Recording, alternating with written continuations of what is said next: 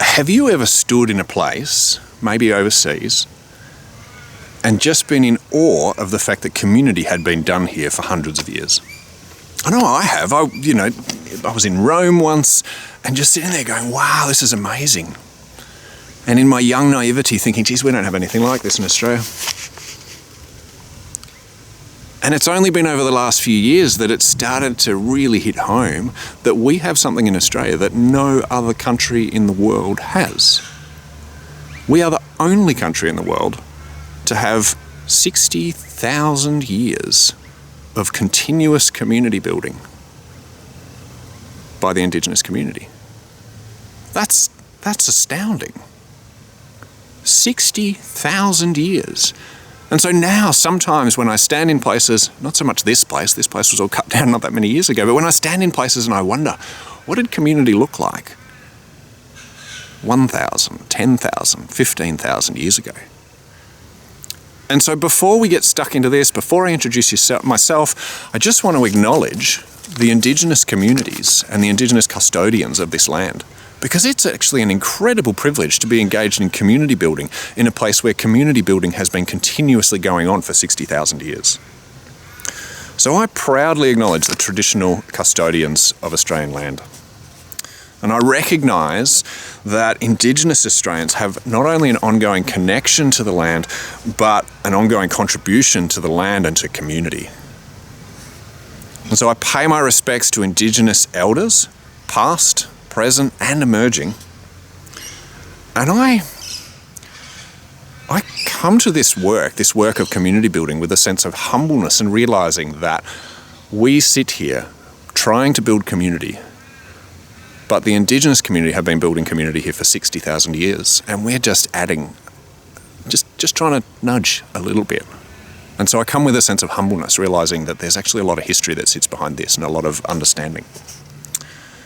So I'm Brad Hodge and I'm from La Trobe University, and my background at La Trobe, my background in terms of my life experience is around community development work. I've done a lot of youth work and a lot of family festivals and community festivals, community meals for disenfranchised people, lots and lots of different projects. Not all of them succeeded, but lots of different projects with lots of different groups. Now, in my work at La Trobe, I'm an academic, and so my work is around behaviour change and how do we get people to engage in behaviours that improve their health and well-being. And at La Trobe, we're really passionate about building onto the health of rural communities. We have amazing rural communities. You guys, some of you are from rural communities, some of you are from city communities, but we have a real passion for seeing those communities thrive in terms of their health and well-being. And this is the reason that we're doing this course, I've created this course.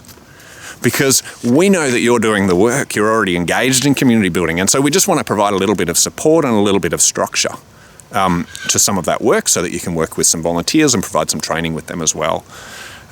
So we hope that this course just adds another instrument for you, another enabler to do the amazing work that you're doing. We know that you're doing great work in this space, and we just want to support you in the middle of that, and we hope that this course does that. So in terms of the process is very much driven by you. You'll see that this website has all of the resources that you'll need to step you through that process. And just about every section has something that you need to do. Now, it's really important that you don't just watch the whole course and then don't do any of the activities. The reason for that is Netflix is far more exciting than I am. There is absolutely no point just watching this whole thing if you don't actually go out and give things a go, even when you don't like them, okay? Give it a go and see if it makes a difference. If it doesn't help, that's fine. Don't do it a second time, but give it a go the first time. Now, you'll need to talk to the people around you. Obviously, this course is designed for people to work together, so you're going to need to work that out among yourselves. My recommendation would be, as a group, get, 3 or 4 people together and just decide, yep, we're going to do one module. You'll see across the top, there's 6 modules, one module per week. And we're going to work through this process, okay? And make sure everybody does the module, then get together and do the activities that require group work. Now, in terms of signing up, it's very simple. Below this, you'll see a simple sign-up form. Now, the main reason for that is so that we can keep a track of who's involved and what's involved, because later on we would like to provide some more support. We can't provide more support unless you give us your details. And also, that will give you access to a workbook. Now, I would recommend printing out that workbook. For those of you who aren't on computers all day like me, print out the workbook so that you've got somewhere to kind of gather all of the really useful information that you're going to get to build your community project. Now, underneath that, you'll see a Get Started button, and that will take you straight to Module 2 and you can jump straight in. Now, later on, we're going to be adding a forum to this website so that you can chat with others and share your ideas. At the moment, we just want to get this thing out and to you so that you can get started on your community project. But keep an eye on that because it will be coming soon.